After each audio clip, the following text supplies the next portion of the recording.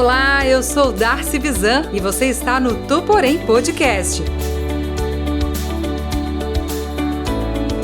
O podcast literário dos Adventistas do 15.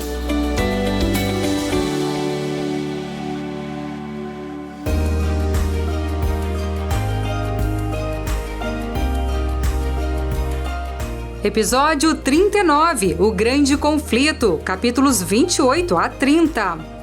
Nos últimos dias, os atos de bondade e crueldade da raça humana já estarão todos relatados. O ancião de dias se assenta sobre o seu trono e inicia o julgamento. Tu, porém, lembre-se de guardar a lei do Criador em seu íntimo. Tudo será colocado em pauta no momento certo. Não desanime, muito menos desista. Jesus está às portas.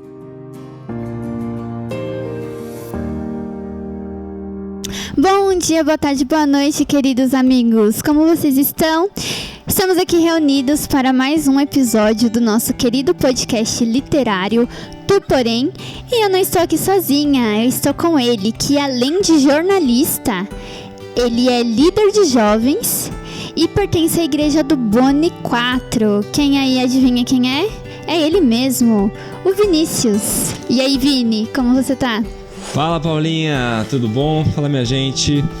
Bom, isso mesmo, mais uma vez sendo um prazer de estar aqui no podcast do Porém.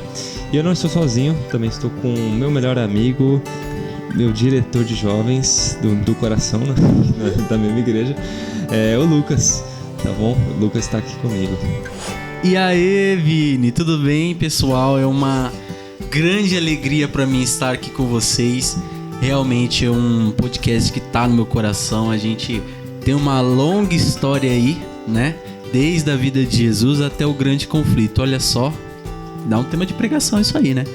E olha só, estamos aqui de novo para falar de um capítulo, né? Já estamos terminando, né? Os capítulos, né? Do livro. E tá bem legal mesmo. E eu não tô aqui sozinho, né? Frase típica, eu tô aqui com a Fefs, amante de livros e inteligente demais. E aí, Fefs, de boa? Obrigada. Olá, irmãos, é um prazer estar aqui mais uma vez. E é óbvio, né? Eu estou aqui com a Paulinha, porque bastidores, o Renan, ele sempre dá orientação pra gente de não falar eu não estou aqui sozinho quando alguém já apresentou.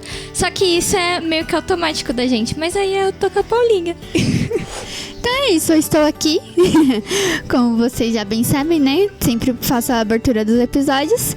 E vamos lá, irmãos, vamos para um estudo, mais um estudo, né, do nosso querido livro, O Grande Conflito.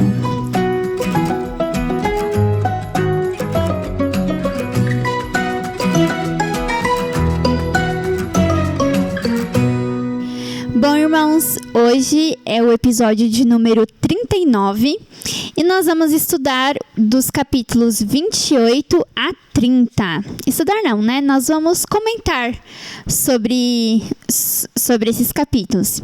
E o capítulo 28 vai falar sobre o julgamento, né? Porque aqui nesse capítulo é explicado um pouquinho mais sobre um ritual que tinha, né, no antigo santuário de Israel, né, que eles tinham o dia do Yom Kippur, né, em hebraico, que pra gente é o dia da expiação, e eles faziam isso uma vez ao ano, no dia do Yom Kippur, né, e o que era esse dia? Então, o sumo sacerdote nesse dia, enquanto toda a congregação, né? Quando eu chamo aqui congregação, não estou dizendo igreja, porque naquela época não existia igreja. Então, era todo o povo de Israel, todos os israelitas, eles ficavam em atitude de oração, né? Em atitude de reverência, enquanto esses rituais aconteciam no santuário. Então, o sumo sacerdote pegava 2 bodes, um era sacrificado e o seu sangue aspergido no santuário, né? E aí o sumo sacerdote adentrava, só nesse dia ele era permitido adentrar ao lugar santíssimo, né? Lembrando que o santuário celestial, perdão, irmãos, o santuário celestial também, né? Mas aqui a gente tá falando do santuário terrestre. Ele é dividido em 3 compartimentos. O pátio, que é do lado de fora. O lugar santo, que aí você já entrou na tenda. E o lugar santíssimo, que tinha um véu que separava o santo do santíssimo. E aí o sumo sacerdote, ele entrava, né, dentro do santíssimo e aspergia o sangue ali, fazendo toda a purificação. E os pecados, quando esse bode que ele sacrificava e aspergia, ele confessava os pecados de Israel na cabeça desse bode e fazia todo esse ritual. O outro bode, que era o bode para Azazel, que fala na Bíblia, ele era solto no meio do deserto. Todos os pecados meio que eram, digamos assim, transferidos para esse bode, ele era solto no meio do deserto e nunca mais era encontrado. E aí Ellen White vai falar sobre isso, vai falar sobre esse julgamento, porque pela cronologia de tudo que nós estudamos, das 2.300 tardes e manhãs lá, que teve o seu cumprimento em 1844, nós estamos nesse período desse Yom Kippur, esse dia da expiação, né, que antecede aí a volta de Jesus. E aí nós estamos nessa fase. Nós estamos passando por esse momento de expiação. Jesus está agora revendo, né, todos os livros de todas as pessoas que o aceitaram, julgando todas as pessoas. E estamos nesse momento. Então nós deveríamos, né, estar em reverência também, em atitude de oração, para antes da volta de Jesus, que quando Jesus voltar, aí será realmente dado um basta nesse julgamento, e aí vai ser decretado, né, quem foi salvo e quem se tornou um perdido. E aí, meninos, o que vocês querem trazer pra gente sobre esse capítulo? Muito interessante esse título, ou o julgamento. A gente precisa contextualizar algumas coisas. Primeiro, a Paulinha bem mencionou a questão do dia da expiação, do Yom Kippur. Por que esse dia da expiação ele é tão importante de nós entendermos? Nós falamos no episódio anterior sobre o sábado e mencionamos também como que o sábado, ele da criação até nós entendemos a escatologia, no estudo do fim dos tempos, né? O pós este mundo, o sábado ele é um símbolo do que nós vamos viver, que é um estado de plena presença de Deus, de contemplar a sua glória, de estar com Ele. Da mesma forma é o dia da expiação. O dia da expiação, quando nós vemos a história dele com o povo de Israel, nós devemos entender o quanto que ele se aplica para o que virá, para o dia do julgamento. Como assim? Primeiro, você tem a ideia do cordeiro, o cordeiro que se sacrifica e que morre por nós. Esse cordeiro, no antigo Israel, ele era de fato um cordeiro, era de fato um sacrifício, que ele era morto pelo povo e o seu sangue era aspergido ali no santuário. Então, esse é o primeiro ponto. Quem que é o cordeiro? É Jesus Cristo. Ele é o cordeiro. Da mesma forma que havia o cordeiro ali no antigo Israel, houve o cordeiro que foi Jesus Cristo que morreu por nós. Agora, o ritual fala também, e a Paulinha bem mencionou, sobre um bode que era enviado a Azazel. E esse bode era carregado nele os pecados do povo e era jogado para fora do acampamento. Essa figura desse bode, ela existe de alguma forma, que a gente consiga fazer alguma conexão com o futuro? Existe. O julgamento.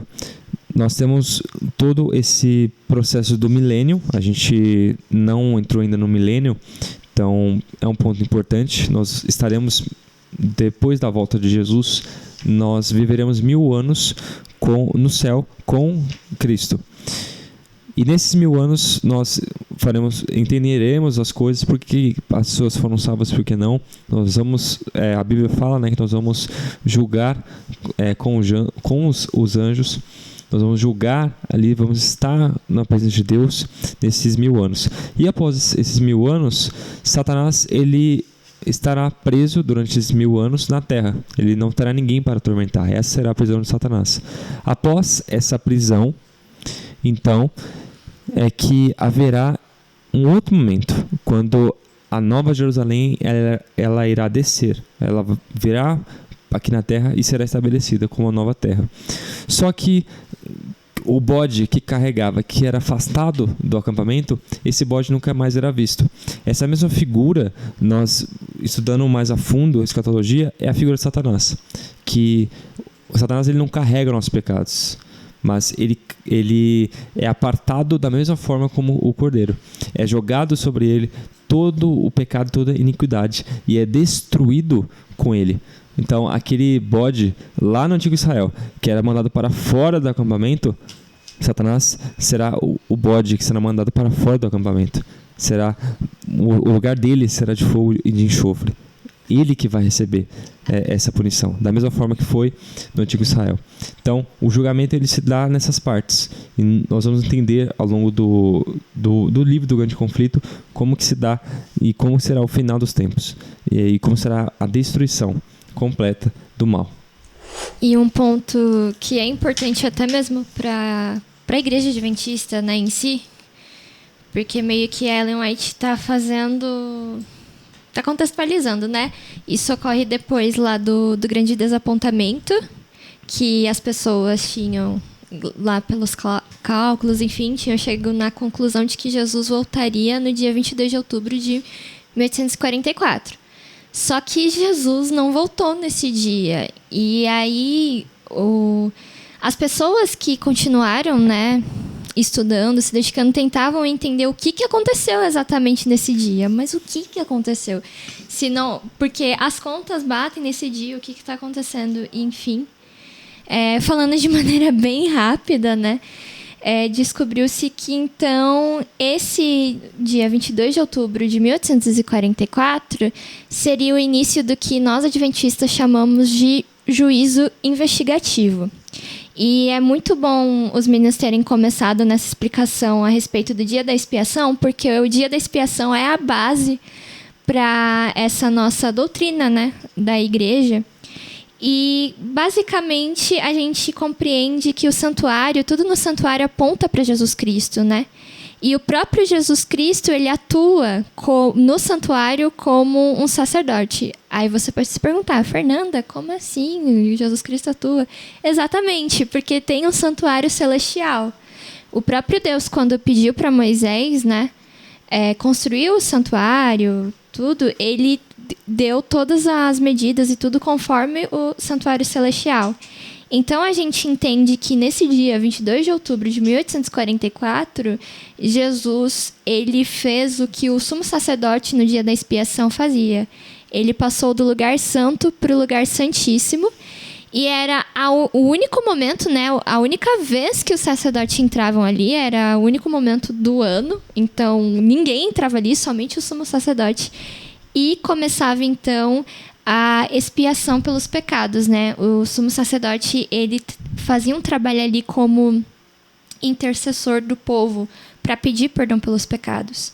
E aí o que se interpreta dentro disso, né, do que começou nesse dia 22 de outubro de 1844, é essa revisão, né, isso de se atentar para os pecados das pessoas e já começar nesse processo que o dia da expiação tem.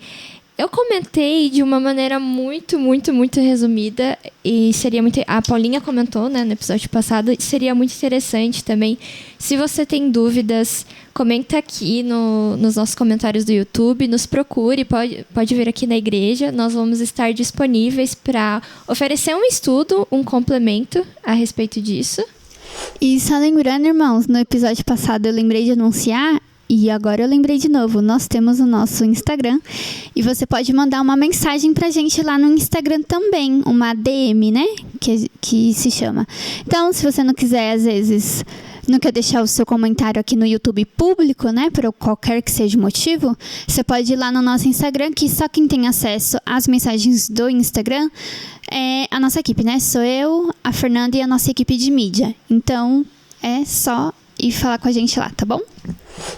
E só para encerrar, eu acho que é interessante comentar a respeito do juízo, porque o juízo não é algo para nos dar medo, né? Porque às vezes parece que, sei lá, causa muito medo realmente. Então, a mensagem do juízo, eu gosto de ver pelo olhar de um Deus que ama a humanidade e quer que o mal seja eliminado. Ele quer que o mal suma. Então, todo sofrimento, tudo isso que nos causa tristeza vai sumir. Então, o juízo é extremamente necessário para que a gente possa viver em paz, finalmente. Então, se parecer um pouco assustador, fique em paz, fique tranquilo, porque não é para causar medo, é para nos dar esperança de que um dia melhor vai vir. Tem uma literatura muito interessante que se chama Irmãos Karamazov. Há muito tempo atrás essa literatura foi feita e um dos irmãos ele traz um pensamento muito interessante onde diz que se Deus não existe, então tudo é permitido. E eu reflito muito com essa... Irmãos, peraí, que vocês não têm que assistir Bastidores. Fernando e Vinícius aqui estão em êxtase, porque Os Irmãos Karamazov, pelo visto, é um livro muito querido por eles. Eu não li ainda, nunca li nada do Dostoiévski, para eu que sou íntima. É só os íntimos. Enfim, mas tá muito engraçado, porque o Lucas tá aqui comentando, tá os dois aqui, ó, só em amores, caindo de amores pelo Dostoiévski é um homem maravilhoso. Incrível, excelente. Mas eu trago essa reflexão. Se Deus não existe, então tudo é permitido. Se Deus não existe, então da onde que você tira o certo e o errado das coisas?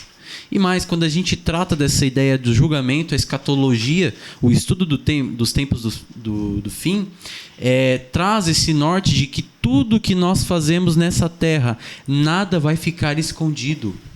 Absolutamente nada. Nada vai ficar escondido. Então é muito importante, aliás, a Bíblia traz isso pra gente, que nós temos um anjo relator, um anjo que relata tudo o que nós estamos fazendo. Né? E mais do que isso, as forças do mal também observam tudo que nós fazemos. Eles não podem ler nossas mentes, afinal eles não são Deus, né? Somente Deus tem esse poder, somente Ele lê os corações, e quando a Bíblia trata de corações, está falando de mentes, né? Eles observam a gente e pelas tendências das ações, eles sabem aonde é o ponto fraco. Né? E aí vai começando a atacar. E assim, eu digo que esse dia do julgamento não é um dia triste, não é um dia de extremo, para você ter um extremo pavor desse dia. Muitas doutrinas e igrejas por aí dizem que você tem que ter pavor desse dia. Na verdade, não. Sim, vai ser um dia grandioso, vai ser um dia onde muitas pessoas vão sentir medo, vão sentir pavor, né? Porque afinal, chegou a hora, né? É agora ou racha. Então, é um dia de esperança. Porque, imagine só, eu vou colocar a situação aqui, pode ser uma situação um pouco complicada e até meio difícil de se falar, mas imagine só a seguinte situação: um bandido entra na casa de uma mãe de família, né? De um pai de família, assassina o filho, né? Acaba violentando a mãe e deixa o pai lá completamente à beira da morte. E você pergunta para esse pai o que ele queria que acontecesse com esse bandido. O que você gostaria que acontecesse com esse bandido? Muito provavelmente o pai ia dar a lei, né? Olho por olho, dente por dente. Né? Ele assassinou a minha família, agora ele vai ter que sofrer. Só que a gente entende que a gente está num mundo onde as leis humanas são falhas. As leis humanas são falhas. Entende? Ainda mais falando num Brasil, né? Um Brasil onde, infelizmente, irmãos, as leis são falhas. falhas. Mas agora eu repito para vocês, e eu falo de uma mensagem de uma Bíblia que diz que as leis de Deus são eternas, nunca passam e não são falhas. E Deus, ele traz muito isso pra gente. O livro Grande Conflito vai falar bastante nesse capítulo, né? Falou um pouquinho no capítulo passado, mas nesse aqui traz com mais ênfase de que Deus, ele vai trazer à tona todas as coisas e ele vai julgar os verdadeiros, né? Os verdadeiros filhos seus, e ele vai trazer o galardão. Tudo aquilo que você fez de bom, né? E não querendo ser mais do que os outros, não, mas porque você fez com amor, por amor a Deus, sabe? É muito importante a gente salientar isso. E eu acho que esse foi o cerne, assim, algo que mexeu muito comigo nesse capítulo, o julgamento. E já entrando, o Lucas, né, falou muito sobre o mal, né? Sobre que o mal é a ausência de Deus. A gente entra no capítulo 29, que tem esse título, mal. E a Ellen White vai falar, entre aspas, sobre a origem do mal, né? E no comecinho desse capítulo, ela deixa bem claro que não foi Deus que criou o mal, né? Porque tem aquele embate. Se Deus criou todas as coisas, então Deus criou o mal. Porque o mal faz parte das coisas criadas. E não. O mal, ele tem origem no coração de um ser criado com perfeição, né? Pela tradição, a gente fala que o nome de Satanás era Lúcifer, né? Antes da queda. Isso não há na Bíblia, mas pela tradição se dá esse nome a ele, porque significa luz, né? No latim, se eu não me engano. Isso. Lutíferos, né? Estrela do amanhã. Isso, então. E aí, o mal surge no coração dele, porque ele começa a ver o quão formoso ele era, fica se comparando ali com a Trindade, né? E ele queria fazer parte da Trindade. Enfim, é toda uma discussão. Os meninos vão falar um pouquinho mais sobre esse capítulo com vocês, irmãos. E também assim, né? A Ellen White coloca assim: é impossível explicar a origem do pecado de maneira a dar o motivo de sua existência. Porque a gente entra naquele embate também. Meio que se a gente dá um motivo, a gente está meio que tentando justificar o pecado. E o pecado não se justifica dessa forma. O pecado surgiu, Deus precisou morrer pelos pecadores para nos salvar. E ele não se justifica, não nesse sentido assim, Jesus nos justificou, né? Nesse sentido de salvação, sim. Mas no sentido de você dar um motivo de tipo, beleza, o mal existe, tranquilo, é por causa disso aí, eu entendo. Não. A gente não consegue entender completamente a origem, né? A Bíblia fala, explica um pouco disso, mas não entendemos por completo. E faz muito tempo, eu acho, que a gente não traz uma indicação de música aqui. E eu vou trazer a indicação da música. Você ia trazer, Fê? Não? Tem aqui um verso que Ellen White cita, que é Colossenses 1,16. Nele foram criadas todas as coisas nos céus, sejam tronos ou soberanias, poderes ou autoridades. Pois nele foram criadas todas as coisas, nos céus e na terra, sejam tronos, soberanias. Mas a música é do Projeto Sola, Colossenses 1. Eles musicaram esse capítulo, irmãos. Acho que é o meu verso preferido. E, nossa, essa música é linda demais, porque fala sobre a supremacia de Cristo. E fala que Jesus Cristo é soberano. Ai, só ouvem. Ai, maravilhoso. Eu cantaria pros irmãos, mas é melhor poupá-los dessa tortura. Mas procurem, irmãos, Colossenses 1, Projeto Sola. Essa música é maravilhosa. Quando você for ler Colossenses 1 na Bíblia, você não vai conseguir mais ler. Você vai ficar cantando melodicamente. Como eu me esforcei muito para ler esse verso agora, para não cantar. Mas enfim, irmãos, a gente sabe da origem do pecado. Foi Lúcifer que trouxe tudo isso. Ele causou rebelião. E eu vou dar a palavra aqui para as outras pessoas da mesa comentarem sobre este capítulo. Eu adoro, gente. Me desculpem, mas Eu gosto muito, muito desse assunto, tá? E a primeira pergunta que eu trago aqui, assim, na verdade a primeira e única pergunta que eu trago a vocês é: a gente entende como cristãos, tá? Não tô falando como adventista do sétimo dia, tô falando como cristãos.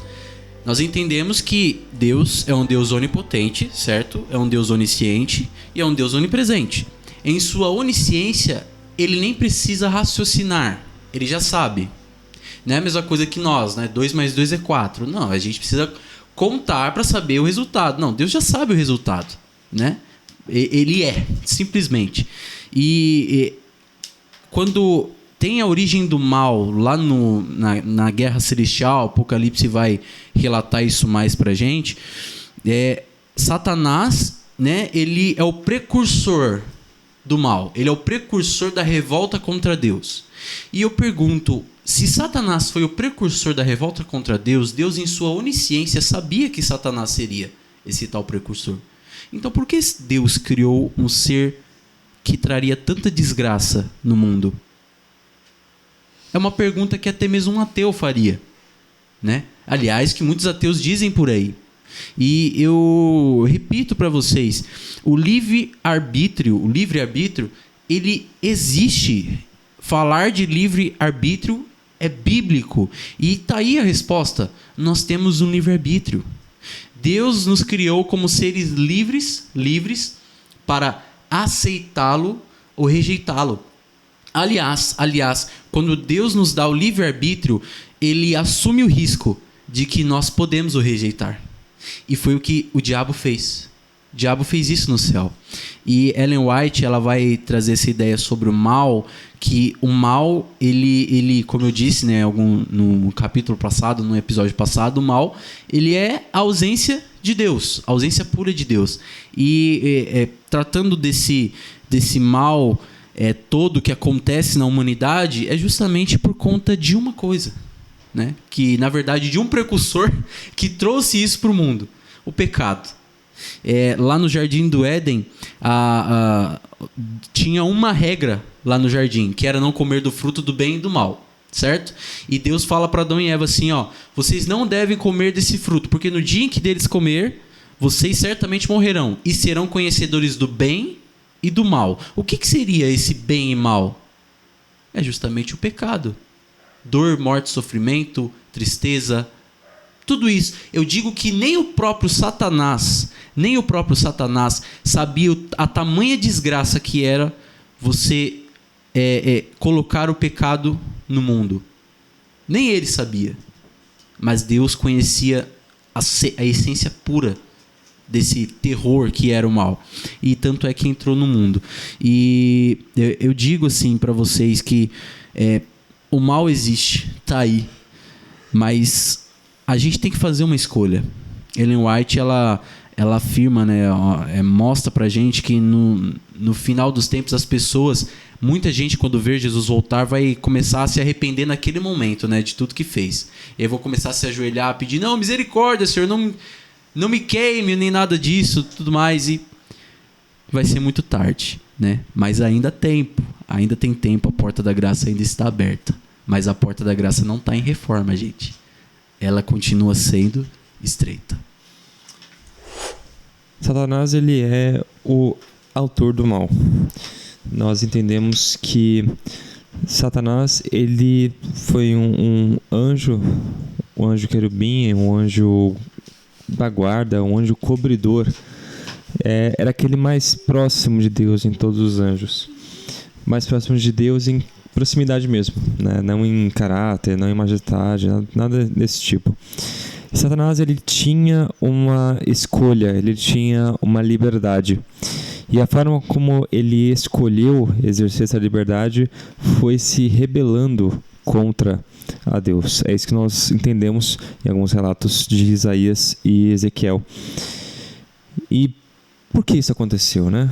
A Paulinha mencionou, o Lucas mencionou, e nós não sabemos de fato. Nós sabemos que o coração dele se envaideceu, sabemos que ele começou a querer estar no trono, estar à frente. Ele pode ter sido muitos fatores, mas nós não sabemos por quê. Por que o mal surgiu? Mas nós sabemos que Deus não é o culpado do mal. Deus não é o autor do mal. Ele criou o anjo ali. Ele criou esse anjo que viria a ser Satanás. Mas ninguém faria, por exemplo, um sacrifício de uma criança se uma mãe soubesse que seu filho iria viver até os seus 20 anos de idade com uma doença, mas que aos 20 anos de idade ela seria curada, mas ela iria sofrer durante 20 anos. Essa mãe iria escolher não ter o filho? Que mãe faria isso, né? Que mãe faria isso? Da mesma forma, Deus, ele iria escolher não criar Satanás, sabendo que ele seria mau, iria privá-lo da vida. Nós entendemos que Satanás, ele é o autor do mal porque ele escolheu a rebelião, ele escolheu convencer os outros anjos, ele tornou o céu um lugar de feira, o comércio de ideias. Ele começou a persuadir, começou a convencer as pessoas, os anjos ali. E é dito na Bíblia que 1/3 dos anjos foi arrastado para a terra, que eles não se arrependeram, que eles ouviram o que Satanás disse, apontando que Deus era mau, que Deus era injusto, que se eles eram seres perfeitos, por que ter lei? Satanás, ele convenceu muitos nisso, e ele convence muitos hoje. Deus não é o culpado dessas ações de Satanás. Satanás, ele tinha uma escolha, e a escolha que ele fez foi a rebelião. A rebelião que até hoje nós sofremos as consequências, e da mesma forma no Jardim do Éden nós tínhamos uma escolha: servir a Deus ou nos rebelar. Havia uma cláusula de saída do contrato ali, e nós escolhemos a saída. Mas nós podemos hoje escolher voltar, escolher habitar nas mansões celestiais. Não, isso que o Vini comentou, eu vi o trecho aqui e eu achei muito legal. Porque Ellen White traz o seguinte de... Esse Deus permitiu tudo isso para ser um exemplo, para mostrar para a humanidade o quanto Satanás é egoísta e o quanto que seguir as ideias dele não vai dar em nada. E tem o trecho aqui do livro que diz o seguinte: todo o céu viu a justiça de Deus revelada. Lúcifer havia argumentado que a humanidade estava além da possibilidade de redenção. Contudo, a pena da lei recaiu sobre aquele que era igual a Deus. Os pecadores agora estavam livres para aceitar a justiça de Cristo e, por arrependimento e humildade, triunfar sobre o poder de Satanás. Toma, Satanás, desculpa. Mas, já fazendo um link com o capítulo 30, tem aqui, eu achei muito interessante, que Ellen White coloca: Cristo implanta em nós a resistência contra Satanás, que é a graça dele. A partir do momento que você está aí no seu dia a dia, você escolhe ser contra a sua vontade, você escolhe ser contra esses aspectos relacionados com Satanás, você está resistindo ao poder dele e você está vencendo, e isso incomoda ele muito. Então, é muito, muito lindo ver que o quanto que essa história toda, né, que a gente vê de como o mal surgiu, demonstram quão diferentes são o caráter de Satanás e o caráter de Deus. Porque Satanás, ele tinha um caráter completamente egoísta. Ele só queria ser maior que Deus, enfim. Para Satanás, não tem um convívio com outras pessoas, não tem amor ao próximo, não tem uma vida de serviço, o que é completamente diferente do caráter de Deus, que é um Deus que poderia, sim, usar o seu poder para fazer a humanidade obedecer ele que nem robozinho.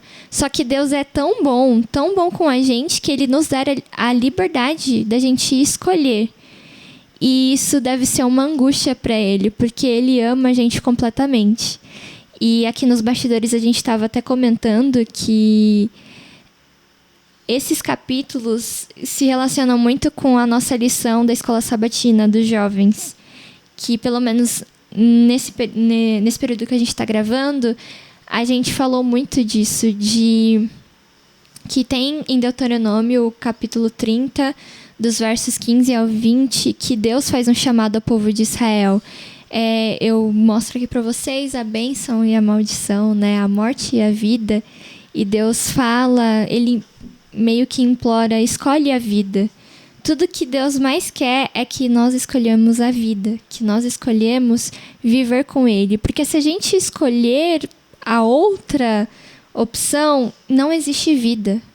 Não vai existir nada. Então, é muito crucial a gente saber que está existindo, sim, um grande conflito. Eu acho que isso é até um capítulo mais para frente. Mas das nossas escolhas, né? No nosso dia a dia. Quem a gente vai seguir, né?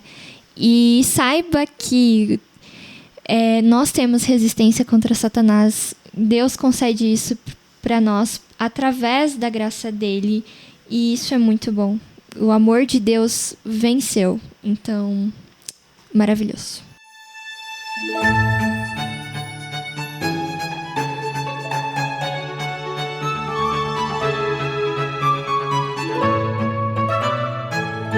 Para finalizar, irmãos, continuando a fala da Fernanda, Ellen White diz o seguinte, no finalzinho do capítulo 30. Satanás não pode vencer nenhuma pessoa sem seu consentimento. O tentador não tem poder para controlar a vontade, nem para forçar o indivíduo a pecar. Pode causar aflição, mas não profanação.